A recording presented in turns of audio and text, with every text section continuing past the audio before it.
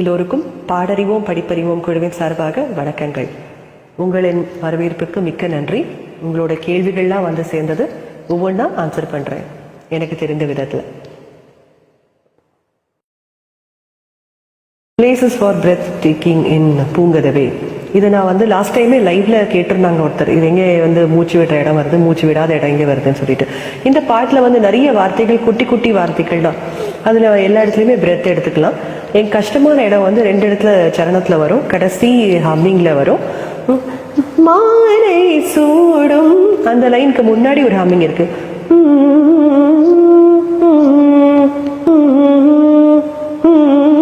மாலை அப்படி வரும். ஸோ மாலை சூடும் நேரம் மங்கள வாழ்த்தொலி கீதம், அது ஃபுல்லா பாட முடிஞ்சா பாடலாம், இல்லைன்னா மாலை சூடும் நேரம் அந்த இடத்துல கொஞ்சம் பிரத்தல் மங்கள வாழ்த்தொலி கீதம் அப்படி பாடிக்கலாம். இதுதான் இந்த கேள்விக்கான கடைசி ஹம்மிங் வந்து அது வந்து ஒரே நேரத்தில் வரணும், ஒரே அட்டெம்ப்ட்ல வரணும். அதுல வந்து பிரெத் எடுக்கக்கூடாது. எடுத்தா கொஞ்சம் ரொம்ப அந்த பாட்டு விட்டு போன மாதிரி இருக்கும். அந்த பாட்டுக்கு அழகே அந்த சில ஹம்மிங்ஸ் தான். நெக்ஸ்ட் கொஸ்டின், கர்நாடிக் மியூசிக் படிச்சவங்களுக்கு ஃபிலிம் சாங்ஸ் பாடுறதுக்கு டிப்ஸ் கேட்டிருக்கீங்க.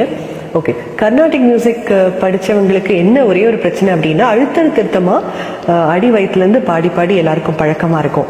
அப்போ ஃபிலிம் சாங் பாடுறது வந்து அவ்வளோ கம்ஃபர்டபுளாக வராது. ஒரு மாதிரி நம்மளுக்கு வந்து நம்ம நல்லா பாடுறோமோ அப்படின்னு நம்மளுக்கே சந்தேகம் வர மாதிரி சில இடங்கள்லாம் இருக்கும். நம்ம அதே வெயிட்டை கொடுத்து பாட ட்ரை பண்ணுவோம், அதே எக்ஸ்ட்ரா சங்கதிகள்லாம் போட்டு பாட ட்ரை பண்ணுவோம். அது ஃபிலிம் சாங் மாதிரி இருக்காது, ஒரு கர்நாடிக் சாங் மாதிரி ஆகிடும். ஸோ நான் என்ன பண்ணுவேன் அப்படின்னு சொன்னால், நம்ம இந்த மெலடி சாங் தான் பாடணும்னு அவசியம் இல்லை. நம்மளுக்கு வந்து நிறைய வெரைட்டி சாங்ஸ் இருக்கு. கானா பாட்டு இருக்கு, ஃபாஸ்ட் பீட் சாங்ஸ் இருக்கு, நாட்டுப்புற பாட்டு இருக்கு, ஐ மீன் ஃபோக் டைப் ஆஃப் சாங்ஸ் இருக்கு. ஸோ கண்டிப்பாக கர்நாடிக் மியூசிக் சிங்கருக்கு நல்ல பேஸ் வாய்ஸ் இருக்கும், அதே மாதிரி வாய்ஸ்ல வெயிட் இருக்கும். அந்த வெயிட்டான வாய்ஸை வச்சு நீங்க வந்து எனக்கு தெரிஞ்சு நீங்க ஃபோக் டைப் ஆஃப் சாங்ஸ்லாம் நம்ம ட்ரை பண்ணலாம். அந்த மதுரை மறி குழுந்து வாசம் மாதிரியான பாட்டு, நிறைய கமக்கங்கள் இருக்கிற பாட்டெல்லாம் எடுத்து ஃபர்ஸ்ட் ட்ரை பண்ணா அதுல இருக்கிற எசன்ஸ் நம்மளுக்கு புரிய ஆரம்பிச்சதுன்னா, நம்மளுக்கு அந்த ஃபீல் அதெல்லாம் புரிய ஆரம்பிச்சதுன்னா நம்ம ஸ்லோவா வந்து நார்மல் சாங்ஸ், ஈஸியாக இருக்கிற சாங்ஸ் எல்லாம் நம்ம அட்டன் பண்ணலாம். லைட் வெயிட்டட் சாங்ஸ் எதுலலாம் நிறைய ஹெவியாக நம்மளுக்கு பாடணும்னு அவசியம் இல்லையோ அந்த சாங்ஸ்லாம் நம்ம வந்து ட்ரை பண்ணிக்கலாம். இப்படி தான் நான் வந்து ட்ரை பண்ணேன். ஏன்னா கர்நாடிக் கச்சேரி பண்ணியிருந்த சைல்ட்ஹுட்லலாம் அப்படி தான் பண்ணியிருந்தேன். அதுக்கப்புறமா டோட்டலாக ஆஃப் ஆகிடுது. அதுக்கப்புறம் இதுலேயும் இல்லாமல் அதுலேயும் இல்லாமல் ரொம்ப I was failing in between, இந்த மாதிரி கஷ்டமாக இருந்தது. அப்போது வந்து நான் ட்ரை பண்ணது தான், கொஞ்சம் வெயிட்டான பாட்டெல்லாம் எடுத்து பாடலாம். சிரிக்கக்கூடாது, பட் இந்த கானா பாடல்கள் ரொம்பவே யூஸ்ஃபுல்லாக இருக்கும். நிறைய பாட்டு வந்து நம்மளுக்கு ஹெல்ப் பண்ணும். நம்மளுக்கு இந்த பிச்சிங் வந்து கரெக்டாக வரதுக்கு, ஸ்ருதி வந்து சரியாக செட் ஆகிறதுக்கு, அது வாய்ஸை வந்து கல்ச்சரை மாற்றுறதுக்கெல்லாம் வந்து நம்மளுக்கு இந்த கானா பாட்டெல்லாம் நம்ம வீட்டில் ப்ராக்டிஸ் பண்ணிக்கலாம். வெளியில் பாட வெக்கமாக இருந்தால் கூட வீட்டில் ப்ராக்டிஸ் பண்ணிக்கலாம். அப்படியே ஸ்லோவாக வந்து அது கிராமிய பாடல்களாக மாறி, ஃபோக் சாங்ஸாக மாறி, அதுக்கப்புறம் ஃபாஸ்ட் பீட்டாக மாறி, அதுக்கப்புறம் நம்ம மெலோடியஸ் சாங்ஸ்லாம் நம்ம ட்ரை பண்ணிக்கலாம். ஃபால்ஸ் வாய்ஸ் வந்து உங்களுக்கு ஸ்லோவாக வந்துடும். அது இப்போ நித்யஸ்ரீ மேடம் வந்து பூவை பூவை பாடிடுவாங்க. பூவை பூவை பூவை பூவை பூவே பூவே எந்த கோந்தலில் உன்னை நான் சூடிட என்ன விலை என்னிடம் கேட்பாயோ, அந்த இடத்துலலாம் வசந்தம் வந்த செய்தினை வண்டுக்கு எப்படி சொல்வாயோ, வண்ணத்தினா வாசத்தினா இரண்டிலுமா, அந்த இடம்லாம் வந்து உங்களுக்கு தெரியும் நல்ல ஃபால்ஸ் வாய்ஸ் மாதிரி இருக்குது. ஸோ அவ்வளோ ஹெவி வெயிட்டட் கர்நாடிக் சிங்கர், அவங்க வந்து ரொம்ப அழுத்தம் திருத்தமாக பாடக்கூடிய சிங்கர், அவங்களுக்கே வந்து இந்த ஃபால்ஸ் வாய்ஸ் வந்திருக்கும் இல்லையா, அதெல்லாம் ப்ராக்டிஸ் மூலமாக வருது தான். ஏன்னா ஃபர்ஸ்ட் அவங்க பாடினது கண்ணோடு ஏஆர்எம்மான் யூஸ் பண்ணது வந்து ஒரு ஹெவி வெயிட்டட் கர்நாடிக் சாங் தான். அதுக்கப்புறம் போக போக தான் அவங்க வந்து இந்த மாதிரி சாங்ஸ்லாம் பாட ஆரம்பிச்சாங்க. How to take next line after humming, அதுதான் இந்த தாளம் மட்டும் நம்ம போட்டு வச்சுக்கணும்.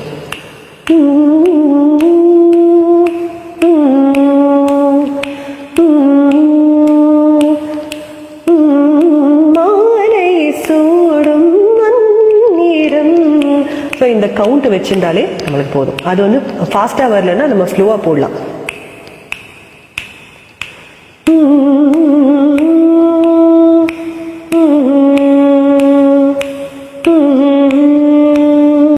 How to decode number of தனனனாஸ். இந்த தனனனா பற்றி வந்து நான் வந்து போன எபிசோட்லேயே நான் சொல்லியிருந்தேன். நான் தனனனா கவுண்ட் வந்து ஃபஸ்ட்டு வந்து பிளெயினாக நம்ம வந்து பாட்டை வந்து தமிழில் எழுதிக்கிறதுக்கு பழகிக்கணும். தமிழ் லாங்குவேஜோ இங்கிலீஷ் லாங்குவேஜோ நீங்கள் எது எழுதினாலும் அதை வந்து நம்ம பிரேக் பண்ணும்போது நம்ம பேசும்போது எத்தனை தடவை வந்து நம்ம வாய் வந்து பிரியறது அப்படின்றத நம்ம பார்த்துக்கணும். பூ க த வே, பூ க த வே, பூ க த வே, அப்படிதான் இருக்கு. ஃபர்ஸ்ட் பிளெயின் பூ க த வே, அப்படி வரும்போது பூ க த வே, க த வே அப்படின்னு வரும்போது தனனா தனனா அப்படி வந்து நம்ம எக்ஸ்பேண்ட் பண்ண வேண்டியதா இருக்கு. ஸோ நம்ம எழுதும் போது ஸ்பிளிட் பண்ணி நம்ம கேப் விட்டு எழுதணும்னா அதுக்கு மேல நீங்க தனனா நம்ம எழுதுறதுக்கு வசதியா இருக்கும். தாழ்த்திரவாய் தனனனா தனனனா, தாழ்த்திரவாய் அப்படி வரும். ஸோ தாழ் தீர வாய், நேர் நிறை நேர், தா நன நா.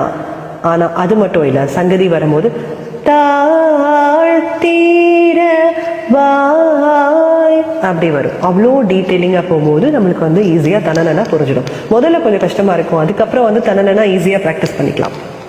நிறைய கேட்கணும். ஒரு சாங்கை வந்து கிட்டத்தட்ட ஒரு 100 தடவையாவது நம்மளுக்கு கேட்டாதான் இந்த டீட்டெயிலிங் புரியும். ஒண்ணுக்கு மேல ஒண்ணு. முதல்ல நீங்க எழுதும் போது 3 தடவை தான் எழுதுவீங்க, அதுக்கப்புறம் அது 5 ஆக்குவீங்க, அதுக்கப்புறம் தான் ஓஹோ இதுல இன்னொரு குட்டி பொடி சங்கதி இருக்கு அப்படின்னு சொல்லிட்டு அது 6 ஸ்பிளிட் பண்ண தோணும். ஸோ பரவாயில்ல, எத்தனை பேஜ் வந்து அழிச்சு நீங்க எழுதிட்டு இருந்தாலும் பரவாயில்ல.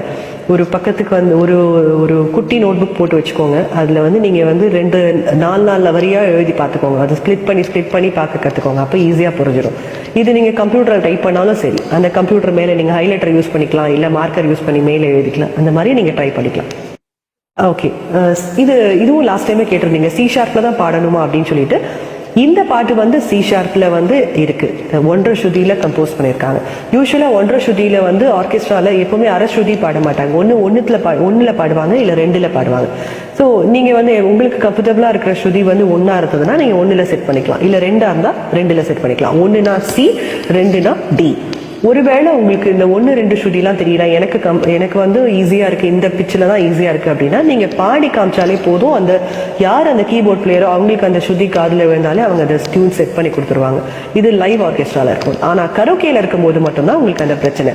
இந்த ஸ்ருதியில தான் இந்த கரோக்கே ட்ராக் இருக்கும். மிஞ்சி போனா 1-2 ட்ராக் வந்து இதை விட கம்மி ஸ்ருதியிலையோ ஜாஸ்தியிலையோ போட்டு கொடுத்துருப்பாங்க. அப்படி இருக்கச்சே நீங்க வந்து அந்த ஸ்ருதியில நீங்க பாடிக்கலாம். ஸோ நம்ம ஸ்ருதி பாக்ஸை வச்சு நீங்க பாடினாலே போதும், ஒரு பாட்டு கேட்கிற மாதிரி தான் இருக்கும். நீங்க லைவ்ல எதனா பாடும் போதும் நீங்க இந்த மாதிரி பாடிக்கலாம். எப்போ கரோக்கேல சேருமோ அப்பதான் வந்து நம்மளுக்கு அது ஒரிஜினல் ஸ்ருதியிலே பாட வேண்டியதா இருக்கும். இல்லைன்னா உங்களோட விருப்பம் போல நீங்க பாடிக்கலாம். ஃபீமேலுக்குலாம் 5 ஸ்ருதியில பாடிக்கலாம், மேல் எல்லாம் வந்து 1 ஸ்ருதியில பாடிக்கலாம். ஓகே, நீங்க பாடும்போது ஃபால்ஸ் வாய்ஸ் ஆயிடுது, அது எப்படி ஐடென்டிஃபை பண்றது அப்படின்னு கேட்டிருக்கீங்க. கண்டிப்பா நம்மளுக்கு வந்து பேசிட்டே இருக்கும், இந்த வாய்ஸை வந்து நம்ம ஹை பிச் போகும்போது மெலிசா ஆகுது இல்லையா, அப்பவே நம்மளுக்கு அது தெரிஞ்சு போயிடும் அது வந்து ஃபால்ஸ் வாய்ஸ்ன்னு சொல்லிட்டு. நம்ம ரெக்கார்ட் பண்ணி பார்க்கும்போது நம்ம பேசுற வாய்ஸுக்கும் அதுக்கும் நம்மளுக்கு நல்லாவே டிஃபரன்ஸ் தெரியும். அடி தொண்டையில டேய் வாடா இங்க அப்படின்னு கூப்பிடுறதுக்கும் என்னம்மா இன்னும் விட்டுடுமா அப்படின்னு சொல்றதுக்கும் வித்தியாசம் இருக்கு இல்லையா. அப்போ வந்து மாமா வலிக்குதுமா அப்படின்னு சொல்லிட்டு அடிக்கும் போது வலிக்கும் இல்லையா, அந்த மாதிரி திடீர்னு ஒரு ஊசி குத்துனா இருக்கும், அவன் ஐயோ அப்படின்னு இருக்கு, அதுதான் வந்து ஃபால்ஸ் வாய்ஸ். இப்படி நீங்க ஈஸியாக தெரிஞ்சுக்கலாம். எனக்கு ஜனரஞ்சமா இவ்வளவுதான் எனக்கு சொல்ல தெரியாது. பட் ஜென்ரலா நம்ம பேசுற வாய்ஸ் இல்லாத, இந்த வெயிட்டேஜ் இல்லாத, நம்ம எப்போ வார்த்தைகள் மெலிஸ் ஆகுதோ அது நம்மளுக்கு ஃபால்ஸ் வாய்ஸ்ன்னு தெரிஞ்சுக்கலாம். ஸோ நீங்க வந்து 3 ஆக்டேவ்ல பாடுறீங்க, உங்களுக்கு வந்து சூட் ஆகலைன்னா நீங்க ஆக்டேவ் மாத்திப்பீங்கன்னு சொல்றீங்க. ஃபார் பீப்புள் உங்களுக்கு ஆக்டேவ்னா புரியல அப்படின்னு சொன்னா ஒரு ரேஞ்ச், பேஸ்ல இருந்து ஒரு ஹை வரைக்கும் இருக்குது ஒரு ரேஞ்ச், அதுக்கும் கீழே பாடுறது ஒரு ரேஞ்ச், இந்த ஹைக்கும் மேலே பாடுறது ஒரு ரேஞ்ச். இவர் வந்து 3த்துல பாடிட்டு இருப்பார். அவர் வந்து அந்த கம்ஃபர்டபுளா இல்லைன்னா ஆக்டேவ் சேஞ்ச் பண்ணிப்பேன்னு சொல்றாரு. கண்டிப்பாக சேஞ்ச் பண்ணிக்கலாம். நம்மளுக்கு வந்து முதல்ல தொண்டை வந்து வருத்திக்காத பாடுறதுதான் முக்கியம். தொண்டை வரலை அப்படின்னு தெரிஞ்சாலே நம்ம வந்து ஆக்டேவ் கம்மி பண்ணிக்கலாம், இல்லை ஜாஸ்தி பண்ணிக்கலாம். ரொம்ப பேஸ் கீழே 8ல அப்படின்ற போது நம்ம கொஞ்சம் ஒரு ஸ்கேலை ஹை பண்ணிக்கலாம். இப்போ ஒரு கட்டையில பாடிட்டு இருக்கவங்க 2 ஸ்ருதியில, அதாவது சில பாடிட்டு இருக்கவங்க டில பாடிக்கலாம். இல்லை எனக்கு வந்து டில பாடினா ஹை நோட் 8ல எனக்கு வந்து அதுக்கு கீழே பாடணும் அப்படின்னா பில பாடிக்கலாம். பிக்கு அப்புறமா சி, சிக்கு அப்புறமா டி. ஸோ அப்படி நீங்கள் கம்மி பண்ணிக்கலாம், ஏற்றிக்கலாம். ஸோ கண்டிப்பாக இந்த வோக்கல் கார்டு வந்து ரொம்ப புனிதமானது. அதுக்கு வந்து எந்த ஹர்ட்டிங்கும் நம்மளுக்கு வந்து ஃபோர்ஸ் பண்ணி எது இருந்தாலும் வலுக்கட்டாயமாக பண்ணுறது வந்து நம்ம மனசுக்கும் சரி கிடையாது, உடம்புக்கும் சரி கிடையாது. அதே மாதிரி தொண்டையும் ரொம்ப முக்கியம். ஒரே ஒரு வோக்கல் கார்டு தான் இருக்குது. ஸோ கண்டிப்பாக அதை வந்து நம்ம துன்பப்படுத்தக்கூடாது. ஸோ நம்மளுக்கு எது கம்ஃபர்டபுளாக இருக்கோ அதில் பாடிக்கலாம். போக போக பாட ப்ராக்டிஸ் பண்ண நீங்கள் வந்து தொடர்ந்து ஒரு மணி நேரம் பயிற்சியில் இருந்தீங்கன்னா ஃபஸ்ட்டு 2 நிமிஷம் நீங்கள் பாடுறதுக்கும் கடைசி 2 நிமிஷம் பாடுறதுக்கும் உங்களுக்கு வித்தியாசம் தெரியும். ஸோ அந்த கண்டினியூஸ் ப்ராக்டிஸ் வந்து நம்மளோட தொண்டையை வந்து பலப்படுத்தும். ஸோ முதல்ல இப்போ வந்து நான்லாம் ஒரு 10 இன்வைட் போட்டேன்னு வச்சுக்கோங்க. ஃபார் எக்ஸாம்பிள், அந்த ஃபஸ்ட்டு சாங் நான் போட்ட இன்வைட்டுக்கும் கடைசி சாங் நான் போட்ட இன்வைட்டுக்கும் ஒரே நாளில் எனக்கு நல்ல வித்தியாசம் தெரியும். பிகாஸ் அந்த வாய்ஸ் வந்து பழகிருக்கும், அவ்வளோதான். ஸோ பழக பழக உங்களுக்கு வாய்ஸ் ரேஞ்ச் வந்து தானாகவே ஏறிடும். சுஷீலா அம்மாக்கே அப்படி தான். முதல்ல வந்து பாடுறது அவங்களுக்கு கஷ்டமாக தான். ஃபால்ஸ் வாய்ஸ்லாம் ஏற்றுறது வந்து ஃபால்ஸ் வாய்ஸில் பாடியிருக்கேன்னு அவங்களே சொல்லியிருக்காங்க. அதுக்கப்புறம் போக போக வந்து அவங்களோட வாய்ஸ் வந்து தானாகவே செட் ஆயிருக்கா. லதாஜிக்கும் அதே பிரச்சனை தான், ஆஷாஜிக்கும் அதே பிரச்சனை தான், நிறைய சிங்கர்ஸ்க்கும் இதே பிரச்சனை தான். வாய்ஸ் தானாக செட் ஆயிரும். இது வந்து ஸ்மியூல் சிங்கர்ஸ்க்கு தானா அப்படின்னு கேட்டிருக்கீங்க. கட்டாயம் இல்லை. நாங்கள் ஸ்மியூல் சிங்கர்ஸை மட்டும் நோக்கி இந்த ப்ரோக்ராம் ஆரம்பிக்கலை. கண்டிப்பாக பாட விரும்பணும் அப்படின்னு நினைக்கிற ஒவ்வொருத்தருக்கும் தான் இந்த டிப்ஸு. ஸ்மியூல் சிங்கர்ஸ் அப்படின்னு எதுக்கு எடுத்ததுன்னா, ஒரு எக்ஸாம்பிள் ஈஸியாக வந்து உங்களுக்கு புரியும். அதில் கரோக்கே ட்ராக் இருக்குது ஆல்ரெடி. ஸோ நம்ம பாட மட்டும்தான் போகிறோம் அப்படின்றதுனால எடுத்து சொல்லி கொடுக்குறோம். ஏன்னா அதில் வந்து லைவாக உங்களுக்கு வந்து ஒரு டியூன் இருக்குது ரெடியாக. இப்போ நம்ம டியூன் போட்டு பாட முடியாது இல்லையா. நம்ம ஒரு ஆர்கெஸ்ட்ராவில் பாடும்போது தான் ஒரு டியூன் நம்மளுக்கு கிடைக்கும். இல்லை யாரோ ஆல்ரெடி போட்டு வச்சுருக்காங்க, அதில் நம்ம பாடி பார்க்கணும் அப்படின்ற போது ஒரு சவுண்ட் கிளவுடுன்ற ஒரு ஆப் இருக்குது. அதுலேயும் நீங்கள் வந்து பாடணும்னா கூட நம்ம வந்து ஒரு ட்ராக்கை லோட் பண்ணிவிட்டு அது கூட சேர்ந்து பாடுவோம். வெறும் பாட்டை மட்டும் பாடி ரெக்கார்ட் பண்ணும்போது அது காலியாக இருக்கிற மாதிரி இருக்கும். இல்லை உங்களுக்கு ஒரு பேண்ட் இருந்தது, அதில் நீங்கள் பாடணும் அப்படின்னு நினச்சா கூட இதே டிப்ஸ் தான். நாங்கள் சொல்கிற அத்தனை டிப்ஸும் அதில் பாட்டு சொல்லி கொடுக்குற முறையும் எல்லாத்துக்குமே பொருந்தும். அவ்வளவே. More about false voice. நம்ம வந்து பேசுகிற வாய்ஸ் ஓன் வாய்ஸ். நம்ம அடி வயிற்றுலேருந்து பேசுறது கம்ஃபர்டபுளாக நம்மளுக்கு வந்து வலுவாக கேட்கறது வந்து ஓன் வாய்ஸ். அந்த வலுவு எழுந்து நம்மளுக்கு வந்து அது வந்து நம்மளுக்கு எப்போ காட்டி கொடுக்கும் அப்படின்னா, நம்மளுக்கு காற்று மாதிரி வரும். ஹை பிச் எட்டும் போது வெறும் காற்று தான் வருதுன்னு சொல்கிற மாதிரி வரும். இல்லைன்னா லிரிக்ஸ் வந்து காணாமல் போயிடும், பாதி லிரிக்ஸ் வந்து காணாமல் போயிடும். இல்லைன்னா வந்து வாய்ஸ் மெலிஸ் ஆகிடும். சில பேருக்கெல்லாம் மூக்கில் பாடுற மாதிரி ஆகிடும். இந்த மாதிரி நிறைய வகையான வேரியேஷன்ஸ் இருக்குது. அப்போ வரும்போதே நம்ம தெரிஞ்சுக்கலாம் இது ஃபால்ஸ் வாய்ஸ் அப்படின்னு. அதாவது ஒரு குழந்தை வந்து ரொம்ப பசியில் அழும்போது அதுக்கு வந்து வாய்ஸ் ஃபஸ்ட்டு வெயிட்டாக இருக்கும். அதுக்கப்புறம் ரொம்ப தொடர்ந்து அழும்போது அந்த வாய்ஸே வந்து ஒரு மாதிரி இழுத்துட்டு போகிறோம். ஒரு மாதிரி அதால் முடியாது, அதனால பிரெத் முடியாது. அது லெவலுக்கு மேலே போச்சுன்னா அந்த வாய்ஸ் ஃபீபிள் ஆகிடும், ஒரு மாதிரி மெலீஸ் ஆகிடும். அதுதான் வந்து ஃபால்ஸ் வாய்ஸ்ன்னு சொல்கிறது. ஃபால்ஸாக இருக்கிறது, இது ஃபேக் வாய்ஸ் அந்த மாதிரி.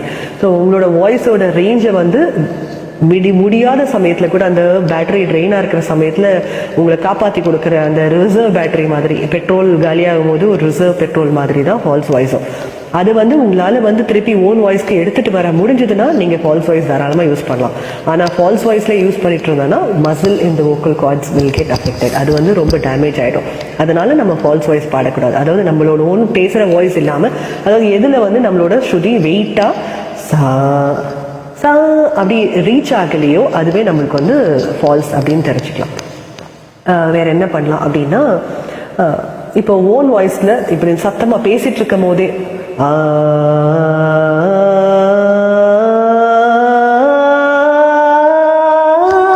அப்படி போயிட்டே இருந்தோம்னு வச்சுக்கோங்களேன், கொஞ்சம் கொஞ்சமாக ரேஸ் ஆகிட்டு. இதுக்கு தான் அந்த ஸ்ருதி ஆப் சொன்னேன். ஸோ அந்த ஸ்ருதி ஆப் நீங்கள் இன்ஸ்டால் பண்ணிட்டீங்கன்னா அதில் இருக்கிற ஒரு நோட்டும் நீங்கள் போய் பாருங்கள். எங்கே வந்து உங்களுக்கு வந்து மெலிஸ் ஆகுதோ அப்போ உங்களுக்கு தெரியலாம் அது வந்து ஃபால்ஸ் வாய்ஸ் அப்படின்னு சொல்லிட்டு.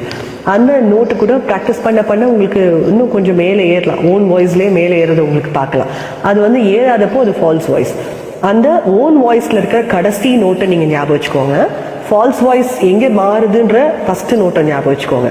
இந்த கடைசி நோட்டுக்கும் ஃபர்ஸ்ட் நோட்டுக்கும் நீங்கள் டிரான்சிஷன் பண்ணும்போது அது தெரியாத அளவுக்கு உங்களால் பண்ண முடிஞ்சு திருப்பி இதுக்கு வந்துட்டீங்கன்னா ஓன் வாய்ஸ்க்கு உங்களுக்கு ஒன்றும் ப்ராப்ளம் இருக்காது. அப்படி ஒருவேளை இங்கேருந்து நீங்கள் இன்னும் தாண்டி ஷிஃப்ட் ஆகுறீங்க, அங்கேருந்து திருப்பி எனக்கு லேண்ட் ஆகுறது எனக்கு எங்கே இருக்குன்னு தெரியல அப்படின்ற போது உங்கள் வோக்கல் கார்ட் ரொம்ப அஃபெக்ட் ஆகும். அது ஜாகிரதையாக நீங்கள் பார்த்துக்கணும். ஐ ஹோப் உங்களுக்கு புரிஞ்சதுன்னு நினைக்கிறேன். ஓகே, தனனனா வந்து நம்பர் ஆஃப் ஸ்வரம்ஸா அப்படின்னு சொல்லிட்டு முடிஞ்ச வரைக்கும் நம்ம ஸ்வரம்ஸ் இல்லாம தான் பாக்குறோம், எளியவங்களுக்கும் புரியணும் அப்படின்றதுக்காக. கண்டிப்பாக ஆமா, தனனனா எத்தனை வருதோ அத்தனைக்கும் பிரேக்கப் ஸ்வரம்ஸ் இருக்கு, அத்தனையும் பிரிச்சு போட்டா அதை ஸ்வரமாவும் எழுதலாம் கண்டிப்பாக. ஸோ அத்தனை ஸ்வரத்துக்கும் நம்ம வந்து ஸ்வரமா கொடுத்து காம்ப்ளிகேட் பண்ணாம ஈஸியா சொல்றதுக்கு தான் நம்ம தனனனா அப்படின்ற ஒரு வார்த்தையை நான் போட்டு வச்சிருக்கேன். இப்படிதான் பாடணும்னு அப்படி இல்லை, இப்படியும் பாடலாம், இல்ல இப்படி பாடிக்கலாம், அப்படி கூட பாடிக்கலாம், அப்படியும் பாடிக்கலாம். ஆனா இது தனனனான்னு வரும்போது 2 வார்த்தையா இருக்கிறதுனால ஈஸியா வாயிலே நுழையும். ரொம்ப ஒரே வார்த்தையை ரிப்பீட் பண்ண மாதிரி, ஒரே லெட்டரை ரிப்பீட் பண்ணும்போது கஷ்டமா இருக்கும், அப்போ வந்து வாய் குழல்ற மாதிரி இருக்கும். அப்போ நம்மளுக்கு இது ஈஸியா இருக்கும், அதுக்காக தான் தனனனா சொல்லி. ஓகே, பிஜிஎம் இல்லாத போது கரெக்டா வருது, ஆனா பிஜிஎம் இருக்கும் போது கரெக்டா வரல அப்படின்ற தாளத்து இல்லை அப்படின்னு சொல்லிட்டு. ஸோ அதுக்கு தான் அந்த மெட்ரோனோம் ஆப் அப்படின்னு சொன்னேன். அது வந்து கரெக்டான பேர் வந்து நான் என்ன இன்ஸ்டால் பண்ணி வச்சிருக்கேன்னா சவுண்ட் பிரெனர் அப்படின்னு சொல்லிட்டு ஒரு ஆப். சவுண்ட் பிரெனர் அப்படின்னு நீங்க இன்ஸ்டால் பண்ணீங்கன்னா உங்களுக்கு அந்த மெட்ரோனோம் சவுண்ட் கிடைக்கும். அது வந்து ஒரு ரவுண்டு மாதிரி இருக்கும். இப்படி நீங்க தள்ளினீங்கன்னா அது வந்து ஃபாஸ்ட் ஆகும், இப்படி தள்ளினீங்கன்னா அது வந்து கம்மியாகும் பீட். இப்படி இருக்கு தட்டுற பீட் வந்து அப்படி வரும். ஸோ உங்களுக்கு அந்த ஸ்பீடு வந்து எதில் வந்து செட் பண்ணிக்கலாம், எதில் வேணாலும் செட் பண்ணிக்கலாம். 1 2 3 4 அந்த ஸ்பீட் இன்க்ரீஸ் ஆகிட்டே இருக்கும் அந்த மாதிரி. ஸோ நீங்கள் வந்து அதை வச்சு நீங்கள் ப்ராக்டிஸ் பண்ணிக்கலாம். ஆனால் நான் சொன்னேன், நான் கடிகாரம் உள்ள இருக்கு, அது போகிறோம் கடிகார சத்தம் சங்கீதம், அது மாதிரி எல்லாத்துலேயும் சத்தம் இருக்கு, அதே மாதிரி. ஸோ அந்த மாதிரி வச்சு நீங்கள் ப்ராக்டிஸ் பண்ணிக்கலாம். ஸோ இல்லைன்னா இப்படியே நீங்கள் வந்து கவுண்ட் பண்ணிக்கலாம். இல்லை மனசுலேயே ஒரு கணக்கு போட்டுட்டு அதை டிக்கு டிக்கு டிக்கு டிக்குன்னு ஓடுற மாதிரி நம்ம வச்சுக்கலாம். ஸோ அதில் வச்சு நீங்கள் ப்ராக்டிஸ் பண்ணிக்கலாம். ஸோ அதில் வச்சு இந்த டெம்போ கண்டுபிடிச்சிட்டிங்கன்னா, அந்த பாட்டு எத்தனை ஸ்பீடில் வருது நீங்கள் தெரிஞ்சிங்கன்னா அதை அந்த ஆப்பில் செட் பண்ணி வச்சுட்டிங்கன்னா அது எப்போவுமே ப்ராக்டிஸ் பண்ணும்போது கூட அதோடு நீங்கள் ப்ராக்டிஸ் பண்ணிட்டீங்கன்னா உங்களுக்கு ஈஸியாக டெம்போவில் பாட வந்துடும். ஓகே, பேசிக் எக்ஸசைஸ் பாடுறதுக்கு முன்னாடி என்ன பண்ணலாம்? பாடுறதுக்கு முன்னாடி எக்ஸசைஸ் பண்ணுறது ரொம்பவே நல்லது. இன்னும் சொல்ல போனால் நிறைய ஸ்போர்ட் ஆக்டிவிட்டி நீங்கள் பண்ணிட்டு வந்தீங்கன்னா ரொம்ப நல்லது. பட் எல்லாரும் நினைப்பாங்க அவ்வளோ மூச்சு வாங்குமே அப்புறம் எப்படி பாடுறது அப்படின்னா, அப்படி ஓடி வந்துட்டு வரும்போது நிறைய மூச்சு வந்து உள்ளேருந்து இழுத்து நம்மளுக்கு நிறைய வேர்த்து கொட்டும் இல்லையா, அப்போ கெட்டதெல்லாம் வந்து அதில் போயிடும். ஸோ உங்களுக்கு ஃப்ரெஷ்ஷாக உள்ள தூய்மையான காற்று உள்ளே போய் சுவாசிச்ச மாதிரி ஒரு ஃபீல் கிடைக்கும். அழகாக முகத்தை அலம்பிட்டு வந்துட்டு நீங்கள் கொஞ்சம் ஒரு 5 minutes 10 minutes ரிலாக்ஸ் ஆகிட்டீங்கன்னா உங்களோட உடம்பு மனசும் ஆறுதல் நிலைக்கு வந்துடும். அப்போது நீங்கள் பாட ஆரம்பிக்கலாம். ஆக்சுவலாக அப்போ வந்து நல்ல இம்ப்ரூவ்டு வாய்ஸ் கிடைக்கும், உங்களுக்கு நல்ல ஓப்பன் அப் ஆகும் த்ரோட், அந்த மாதிரி நீங்கள் பண்ணலாம். அப்படி இல்லையா, முடிஞ்ச வரைக்கும் அளவுக்கு அதிகமாக சாப்பிடாதீங்க. முக்கியமாக நிறைய பால் சேர்ந்த ஐட்டம், காஃபி, அப்படியே டீ குடிக்கிறது, அதெல்லாம் நம்ம அவாய்ட் பண்ணிக்கலாம்.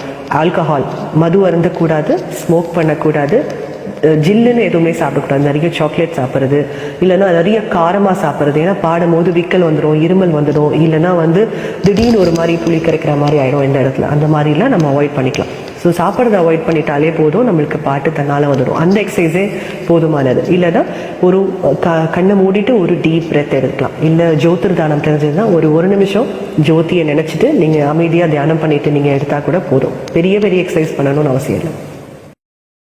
Okay, call average singers to get everyone involve.